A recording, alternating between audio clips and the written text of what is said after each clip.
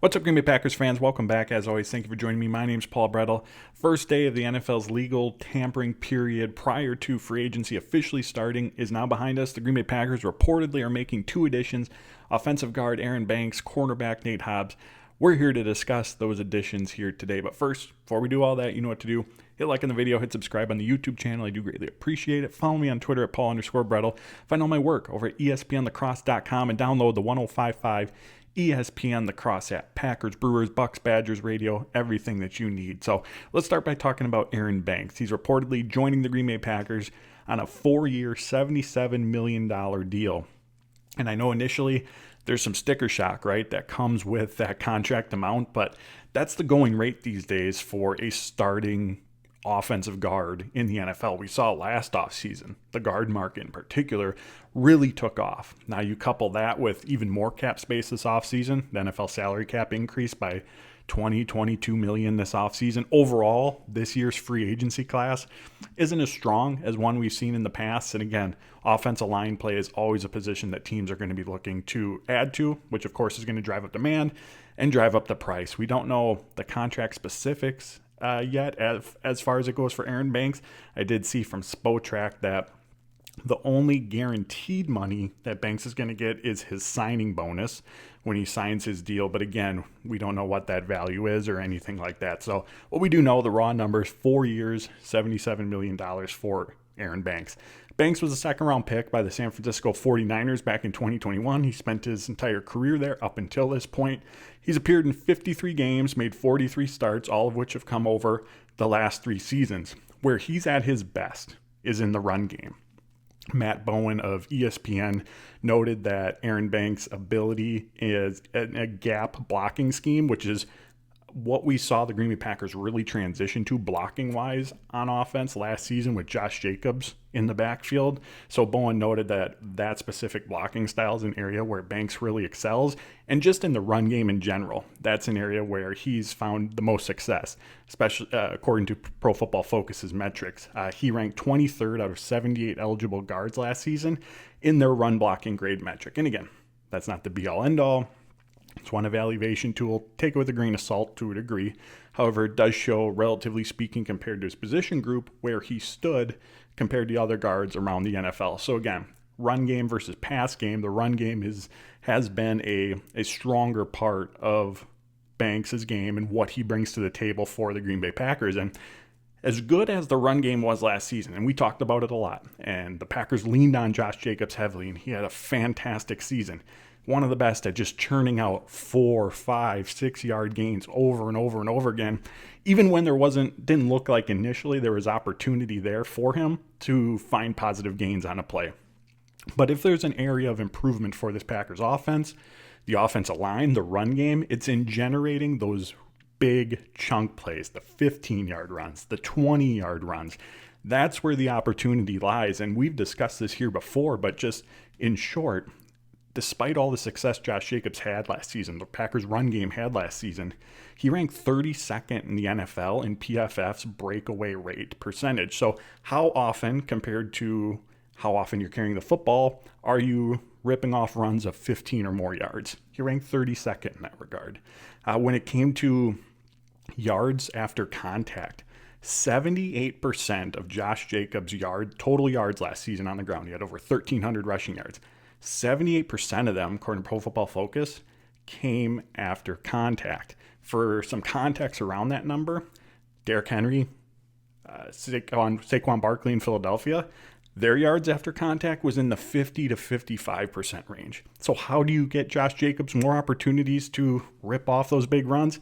You let him get to the second level. You don't have him having to beat defenders at the line of scrimmage or in the backfield almost immediately. So I think one thing the Packers were looking for in terms of, all right, how do we get more out of our offensive line play, which in turn will help us get more out of our offense? I think that's one area. And again, going back to what Aaron Banks has done well in his career, it's the run game, and it's that blocking style that we saw the Packers transition to quite heavily last season with Josh Jacobs in the mix. Now, as a pass blocker, Banks ranked 37th out of 80 eligible guards in pass blocking efficiency, so he was in the top half of the NFL. And pass blocking efficiency is, again, it's a efficiency metric. How often are you allowing pressures compared to how many pass blocking opportunities you have in that game? So that's the area of his game where maybe not as strong as the run blocking element, but as just described, we can see why from his skill set standpoint to a need standpoint, which we'll touch on here in a second, why the Packers, what part of Banks' game and what he brings to the table stood out to the Green Bay Packers. Now, to big picture, 30,000 foot view, what does this mean for the Packers offensive line as a whole? Again, we talked about it during the offseason here. Addressing the offensive line was always going to be on Brian Gutekunst's radar. For one, it's something that he does fairly regularly each offseason, but the need was twofold.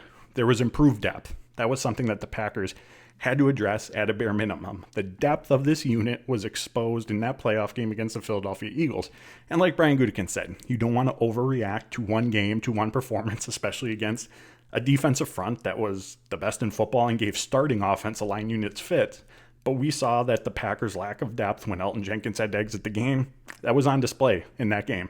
So that had to improve. In addition to that, Josh Myers is a free agent, so now you have an opening on your offensive line for one of those starting roles that has to be filled. And Aaron Banks, again, played left guard for the San Francisco 49ers, getting a 4-year, $77 million deal. He's going to be a starting left guard for the Green Bay Packers. So what does that mean for the rest of the offensive line? I think that means Elgton Jenkins is going to shift over to center. Obviously played that in college. We've seen him play it here in the NFL with the Green Bay Packers. He has roughly 400 career center snaps, I believe, with the Green Bay Packers. And last season, there was a game that Josh Myers missed in the middle of the year. He was the one who filled in at that center spot. So even last season, we could start to see that Jenkins may have been their long-term option at that center position. So you have Aaron Banks sliding in at left guard. You have Elgton Jenkins moving over to center. So now what does that mean for Jordan Morgan? And I think that's where a lot of the flexibility has been gained for the Packers in terms of, all right, how do we construct the offensive line moving forward? Because there's a couple directions that they can go right now. Just like last summer, they can have Jordan Morgan competing with Sean Ryan for that starting right guard spot. Or, and I think this is more in play now than what it was previously, they could have Jordan Morgan potentially compete at left tackle with Rasheed Walker. And not to say that Walker had a down season by any means, but I think there's the opportunity for competition to see if it can help elevate the play, whether it's Morgan coming out on top, whether it's Rasheed Walker coming out on top of that competition. So it just gives the Packers overall more options, more flexibility as they look to build out their starting offensive line unit this season. And versatility, we all know, is an important factor when it comes to the Packers with the offensive line. And as Brian Gutekunst said, we didn't see Jordan Morgan playing left tackle once he arrived in Green Bay last season. During OTAs, if I recall, I think he had a few tackle snaps here and there, but he was a guard last season once he joined the Green Bay Packers. So Brian Gutekunst, and this was at the end of the season, right? He hasn't commented since these additions were made, but he gave the company line of, we'll see how things play out and we're going to put our best five out there. But I do think that with Aaron Banks at left guard, you have Elgton Jenkins at center, that there's more flexibility now because Sean Ryan did prove to be a capable starting right guard last season, that you now have some flexibility to maybe put Jordan Morgan at left tackle, which is where he played the bulk of his college snaps, and create a competition at one of the most important positions in football. So obviously plenty of time to see how that shakes out. But I think the big thing to take away here, two things in particular when it comes to Aaron Banks: improving the run game. That's where his skill set shines. And again, generating big runs, chunk runs, is an area where the Packers have to get better on the ground this season. Also improves the overall depth of this group because of the players we mentioned: Jordan Morgan, Sean Ryan, Rasheed Walker. One of them is not going to be starting next season, right? Just from a pure numbers perspective, one of them is not going to be starting. So that improves your depth. If you have Sean Ryan coming off the bench, or Rasheed Walker coming off the bench, Jordan Morgan coming off the bench, that improves the depth of your offensive line unit. And also the Packers solved their need for a starting center with Josh Myers in free agency because Elgton Jenkins is going to take over. So we can see the math, right? We can see the calculus in terms of how the Packers got to this point and why Aaron Banks was on their radar. All right, now let's talk about cornerback Nate Hobbs, who signed a 4-year, $48 million deal to join the Green Bay Packers with $16 million guaranteed. Hobbs was a fifth-round pick by the Las Vegas Raiders in 2021. Another Las Vegas Raiders cornerback joining the Green Bay Packers. There's that Rich Bisaccia connection that the two of them have.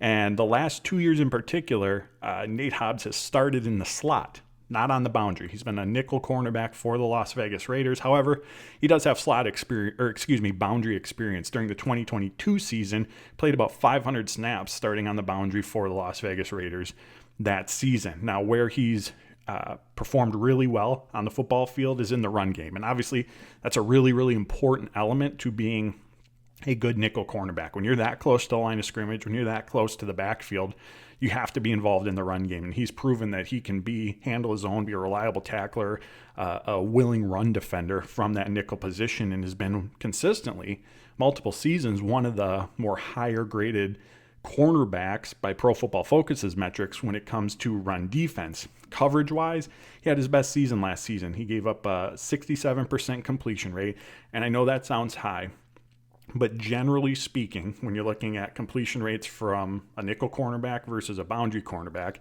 the nickel cornerback is going to give up a higher completion rate, right? It's short area throws, it's quick throws, it's just tougher to be in a position to make plays on the ball given just the proximity that you are to the line of scrimmage, the spacing that's available to you. So just take note with that. But again, he had a career year that wise in terms of completion rate, gave up only 9 yards per catch, had an interception, 3 pass breakups as well.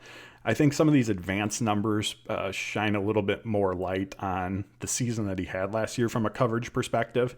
Hobbs ranked 10th out of 42 eligible nickel cornerbacks in yards per snap allowed, and he had the 11th best coverage EPA, expected points added, out of cornerbacks with at least 40 targets last season. So again, coverage-wise, not to say there's not room for growth yet, but coverage-wise, he had his best year last season. And again, been a very capable tackler, very willing run defender, important element of playing the nickel cornerback position. So what the Packers are hoping that he's going to provide for them is that versatility that he has is going to lead to stability for them. Because right now, and we had a whole video devoted to this, talking about why the Packers are going to make a splash in free agency at the cornerback position, but they're at a cornerback crossroads right now, right? We don't know what the future holds for Jair Alexander.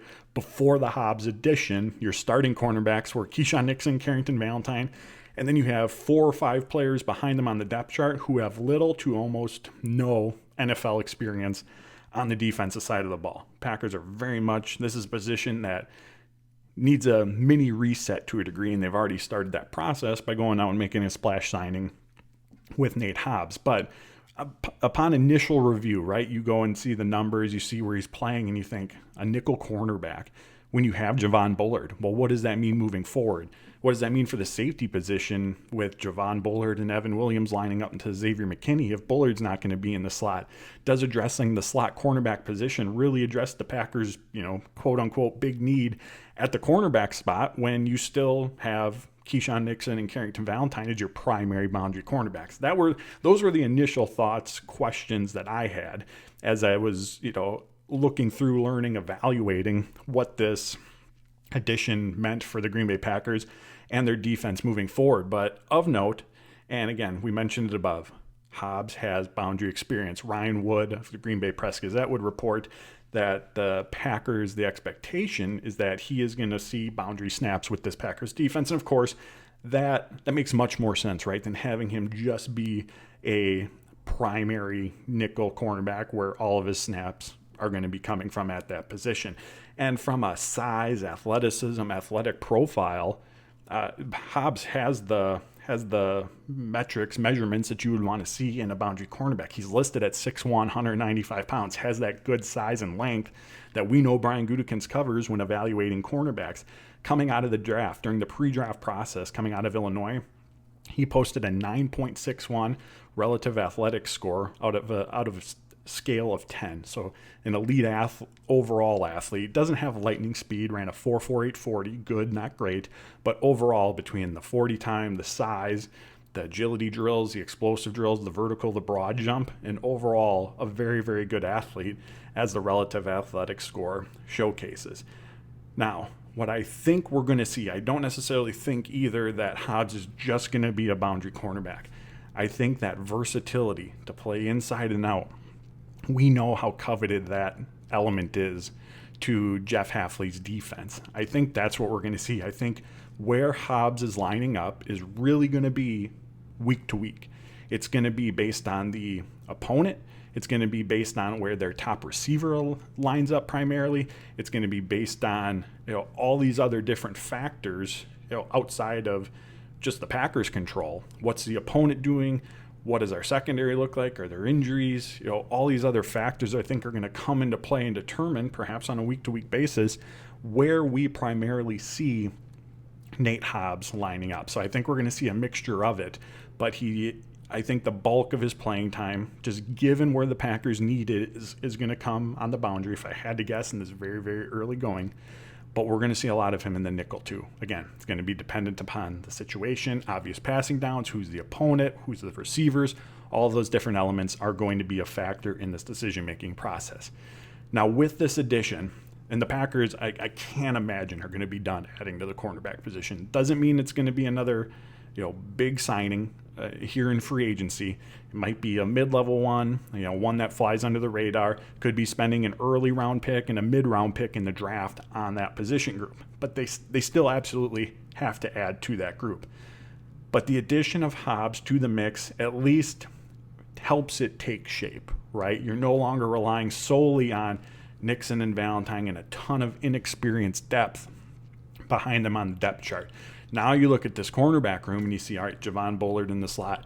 You see Hobbs at one of the boundary spots. You see Nixon and Valentine competing for playing time for a starting role. So again, more additions have to be made, but at least it starts to take shape what that room could look like. And again, I use the word stability. I think this Hobbs addition does help provide that. And one other thing I'm going to mention on Hobbs. During the NFL Combine, when Brian Gutekunst was talking about the cornerback position, we all know how much he covets. We talked about it, size, length at that position group. But he mentioned as well, in terms of how they're evaluating prospects, and he was talking about the draft, but I'm going to guess this translates over to the free agency market as well and how they evaluate players. Vision and awareness are two key traits of playing the cornerback position in Jeff Hafley's system. So I have to think that what Hobbs showcased during his time with the Raiders on tape, that those two elements, eyes on the quarterback, making plays on the football, were things that stood out for the Packers as they were going through and deciphering, determining, all right, which cornerback do we want to try to bring in? So Nate Hobbs, I think, again, versatility, adding stability to the Packers cornerback position, a position group that's very much at a crossroads heading into the season. All right, there you have it, my friends. As always, I appreciate you tuning in. And you know what? If you've made it this far, you might as well hit like. You might as well hit subscribe on the channel. Again, I do appreciate it. Follow me on Twitter at Paul_Brettel. Find all my work over at ESPNLacrosse.com and download the 105.5 ESPN Lacrosse app. Packers, Brewers, Bucks, Badgers, radio, everything you need. Till next time, my friends, take care.